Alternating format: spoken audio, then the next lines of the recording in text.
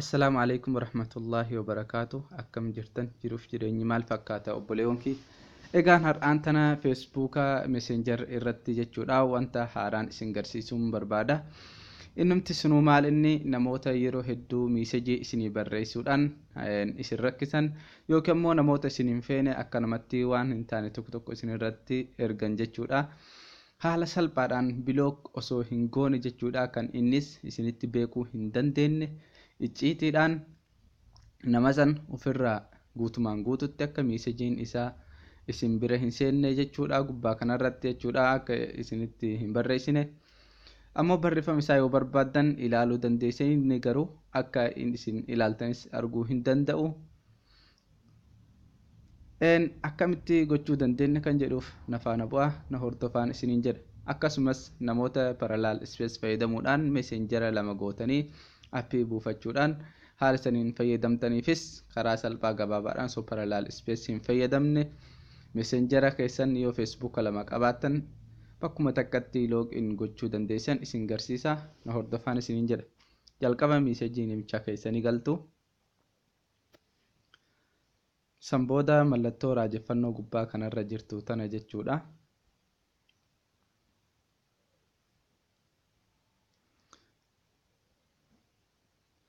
Mallattoo raajeffannoo kana jechuudha hogguu tuqxan as irratti jechuudha. Sana booda ol harkistuu as gama gadii kanarratti jechuudha isinitti mul'ata jedhee yaada. Ignore message bakka jedhu kana cuqaastu jechuudha. Sana booda haala kanaan nama kana jechuudha akka inni guutumaan guututti isin arguu hin dandeenye karaa message requestitti dabarsuu ni barbaadda remove gochuu ni barbaadda jedha. Yoo ignore goote jechuudha namni kun guutumaan guututti karaa chat kee keessaa ni bayaa jedha. Karaa message request jechuudha nama fakkeenyaaf message isiniif erge jechuudha kan jalaaf hin qabne achi keessa ta'a jechuudha dhaqee. Kanaaf ignore yoo hin jedheen amma fakkeenyaaf reef jalqabarra jira. Amma meeshaa akkani jiru ni ilaalla jechuudha olmaan uftuuba deebine jalqaba irratti reef isa jira kun amma badee jira jechuudha hin jiru asirra eessi keessa seenaa isin asirratti jechuudha naannoo kanatti isinii fiduu danda'a jechuudha naannoo kanarratti isinii fiduu danda'a as kana bakka kanarratti jechuudha message request naannoo kana isinii fiduu danda'a keessan jechuudha kiyya garuu gama jalaa kanaan fakkeenyaaf yoo bakka kana tuqe message request kan jedhunaaf ni ba'a jechuudha isinis bakka message request isiniif jiru ni barbaaddu jechuudha haala kanaan jechuudha kun amma fakkeenyaaf message request ay keessa seene jechuudha garuu namni kun akkan anis akkana godhe hin beeku jechuudha yoon barbaade as bakka kana tuquudhaan jechuudha jalaa qaba jechuudha nama iddoo jala jira jechuudha nyaaf siimoor kan yoon tuqe nama iddoo tolbaa jechuudha kanaaf yoo barbaade asittiin jalaa qaba yoon barbaanne ammoo x kana tuquudhaan ofirraa balleessa jechuudha. Mee fakkeenyaaf amma yoo inni barreessaaf jedhee barreessuuf hin danda'u hangan jalaa qabutti jechuudha bakka kana tuqee reply akka jedhu kana tuqee yoon jalaa hin qabne barreessuuf hin danda'u garuu barreeffama inni naaf erge dubbisuun hin danda'a inni ammoo akkan dubbises arguu hin danda'u jechuudha message isaa nan seenu yoon barbaade delete bakka jedhu kanan tuqa jechuudha. Yoo deebisuu barbaadan jala kana tuqaastu jechuudha. Haala kanaan amma kun deebisee jira reply hin jedheeni jira jechuudha. Amma barreessuuf hin danda'a innis naa barreessuun hin danda'a jechuudha. Haala kanaanii okay inni biraa gama biraatiin maa inni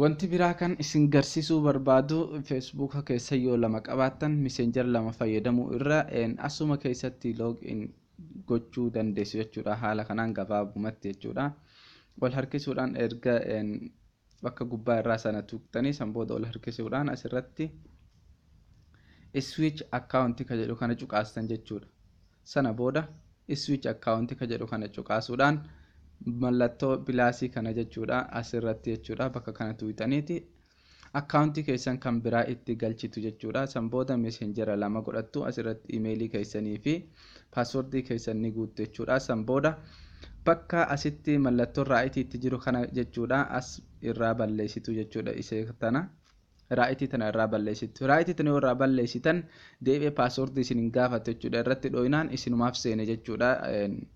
Ka barbaadan bantaniituma maqaa isaa qofa tuqxan jechuudha. Haala kanaan fakkeenyaaf bakkuma asirratti amma jiru kana jechuudha yoo tuqxan maqaan lama isiniif ta'a jechuudha. Kuusa yoo loogiin itti gootan yoo sadii ta'ee isiniif mul'ata. Ka barbaadan irratti hogguusin bakkuma suuraa fi maqaa kana tuqxan alaa xuulii isiniif bana jechuudha. Paaswordii isin hin gaafatu. Yoo raayitiin sun ammoo irra jiraate jechuudha. Raayitiin kun fakkeenyaaf raayitiin jirtutu yoo irra jiraatte paaswordii isin gaafate yeroo isin suuraa san tuqxan jechuudha. Akka inni paaswordii isin hin gaafanne alaa xuul seenuuf raayitii tana irraa balleessitu. Haala kanaanii dhiifama dhiyeenya kana badeen jira. Dhiifama naaf godha. Haala kanaanii sheer waliif godha. Yaada keessan koomentii jalatti waan ifa isiniif hin taane barreessuu ni dandeessu. YouTube kiyya Muusaa Abdullaa jechuudhaan sabiskiraayib godha. Akkasumas MD Walaabuu akkaawuntii kiyya kan noormaaliidha. Follow akka gootan isin jira. Assalaamu alaikum warahmatullaahi wabarakaatu.